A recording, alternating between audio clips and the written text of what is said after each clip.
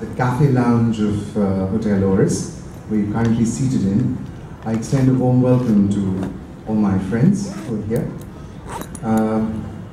It's very important for you to understand that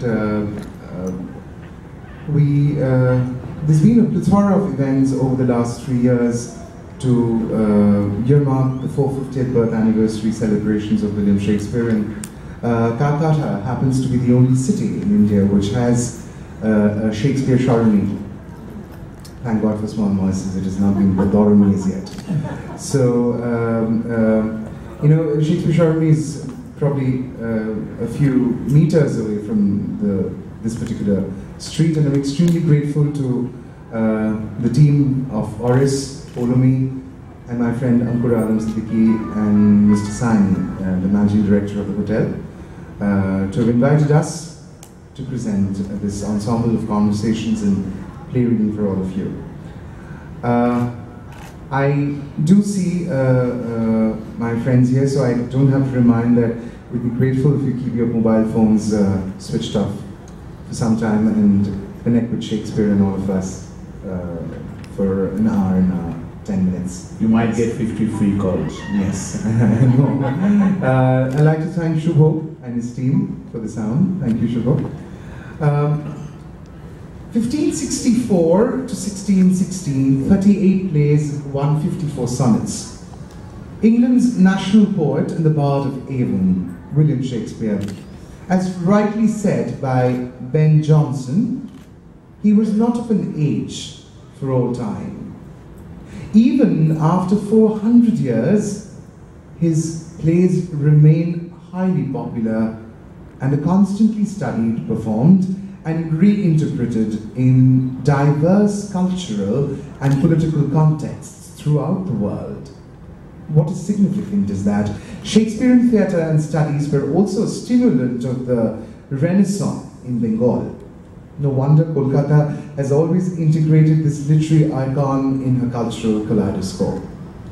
In 1872, the performance of Shakespeare in Bengal is closely linked to the evolution of public theatre. Theatrical history in Calcutta, the capital of British India in the 19th century, shows the complex cultural relationship between the colonists and the elite Bengalis called Bhadralok. Western education had thrown open the doors of social, economic, and cultural emancipation to this new class called Nobbushikito, the newly educated, the newly emancipated, Nobbushikito. The academic foregrounding of Shakespearean texts, the European-style theatres set up by the British in Calcutta for their own recreation, and the indigenous amateur attempts by the enlightened Bhadraloks to modernize the Bengali stage.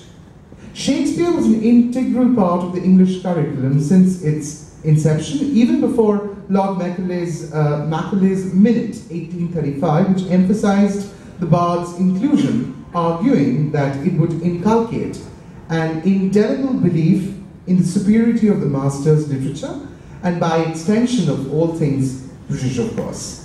Shakespeare's central location in the colonial project was further privileged by nominating the most reputed teacher of an establishment like David Lester Richardson and Henry Van der Rosio of Hindu College to teach his works, and Shakespeare came to be regarded as the most prestigious assignment. The success of the imperialist strategy is instant in the energy and the time expended by the newly educated gentry in hosting recitals, performances of select Shakespearean scenes. Ladies and gentlemen, from 1827 onwards, the students of Hindu College regularly presented excerpts from various Shakespearean plays. De Rosio was instrumental in sustaining this enthusiasm, as witnessed by the fact that on 18 February 1829, recitations from Henry IV, Julius Caesar, Macbeth, Hamlet, Troilus and Cressida, and Cymbeline were executed primarily by his students. Which is very interesting that Shakespearean studies introduced by De Rosio, Calcutta University, was lapped up by the youth.